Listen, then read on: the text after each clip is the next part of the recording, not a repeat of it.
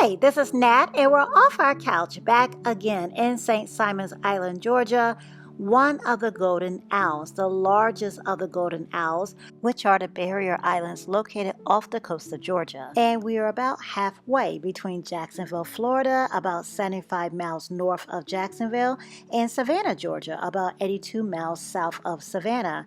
And we are continuing our mission, exploring cool things to do here in St. Simon's Island. If you were off the couch with us last video when we explored 6 cool things to do here, thank you for joining us off the couch then.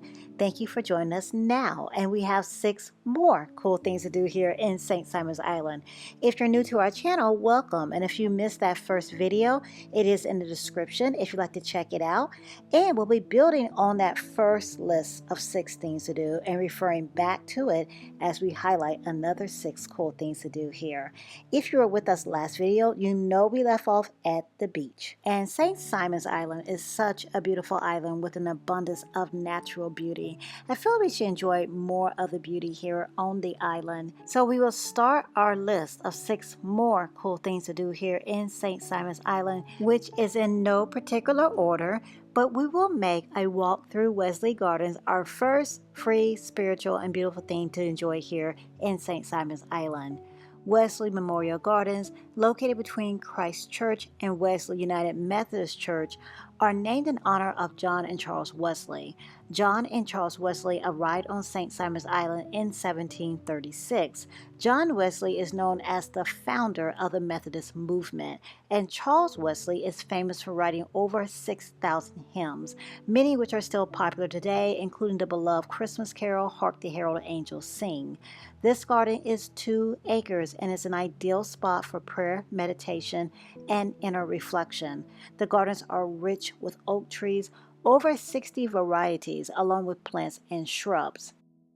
We are here in July, so we are mostly just seeing green and brown. But in the spring, late March through the beginning of April, there are over 4,000 azaleas in bloom. Imagine how beautiful that is. Or perhaps you don't need to. Maybe you've already visited during that time, and you can share with us in the comments about your lovely experience. We'd love to hear about it.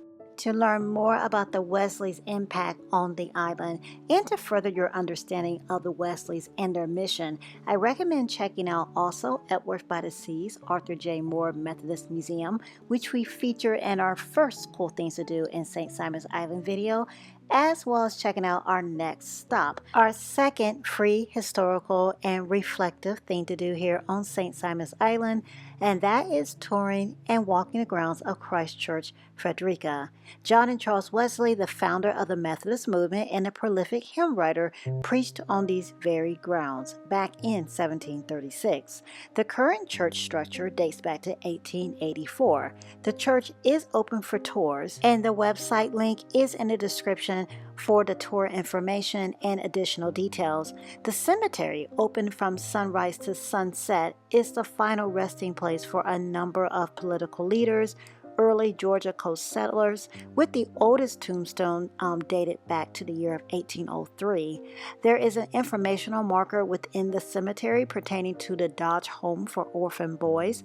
The Reverend Anson J.P. Dodge Jr., the man responsible for the construction of the current Christ Church Frederica, and his wife formed the Dodge Home for Boys, which was located on the grounds of what is now Fort Frederica National Monument. Their mission and acts of service to help young boys in need began in 1895 and continued till 1954. Also at Christ Church is the Labyrinth. It is an extremely short walking distance from our first stop, Wesley Gardens, as you can see. The Labyrinth, open daily from sunrise to sunset, also is an open invitation to walk, breathe deeply, meditate, pray, whatever is deemed necessary for the time and current state of mind. Our third educational, and again free, and again historical thing to do here in St. Simon's Island is close by and still related to our first 2 spots, because it was General James Oglethorpe, founder of Georgia, founder of the town of Frederica, who brought John and Charles Wesley to Georgia. John Wesley was set to minister in Savannah, and Charles was sent to the town of Frederica to minister. Once Charles became ill, John Wesley took on some of his duties in Frederica. So at this third stop, Fort Frederica National Monument, you'll learn within the Visitor Center about the beginnings of this town and fort, Oglethorpe's mission, John and Charles Wesley roles, as well as the history of this island. And once you leave the Visitor Center, you'll have the opportunity to walk the streets of what was once the town of Frederica. In our video of Fort Frederica National Monument, we spent an afternoon roaming the streets, discovering artifacts found within the archaeological dig sites of where these houses once stood, and learn about the purpose, layout, and residence of this town that existed some time ago. And to experience the town and this national monument in detail, check for the video link in the description of our full experience. For stop number 4, our fourth fun and active thing to do here in St. Simon's Island takes us close to the St. Simon's Island Lighthouse Museum, where we were in our first 6 cool things to do in St. Simon's Island video. And I first noticed this spot from the top of the lighthouse actually, since you can see the south end of St. Simon's Island from the lighthouse. And that spot is spot number 4 for us, Neptune Park. Neptune Park is named after Neptune Small, a man who was enslaved by the King family, owners of the Retreat Plantation on St. Simon's Island. Neptune Small accompanied one of the king's sons during the Civil War and then retrieved his body from the battlefield after the son perished during the war. That son is now buried at Christ Church Cemetery, where we just were for our second stop in this video. And for retrieving the body during very dangerous circumstances on a battlefield, the family awarded Neptune Small with his own plot of land, which is believed to be within the vicinity of what is now Neptune Park. Neptune Park includes an oceanfront walking path. There is access to the beach right here. The park also includes 2 playgrounds and the Neptune Park Fun Zone, an area designed for play, which includes an 18-hole miniature golf course, a pool, as well as an on-site concession stand.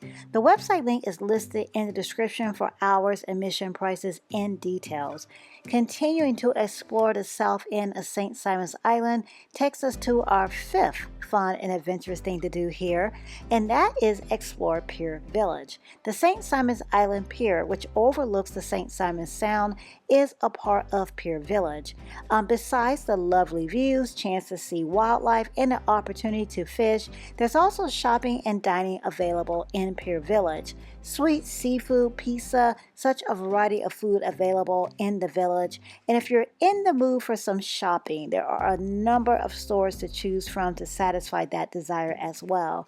There is so much to do here in Pier Village, as well as the south end of St. Simon's in general. To see more of this beautiful and fun area, check out our full experience, the video exploring the south end of St. Simon's Island, and that video link is in the description. Since we've been talking already about shopping and dining, we can easily segue into our 6th and final entertaining and lively thing to do here in St. Simon's Island, and that is to check out another village, Redfern Village.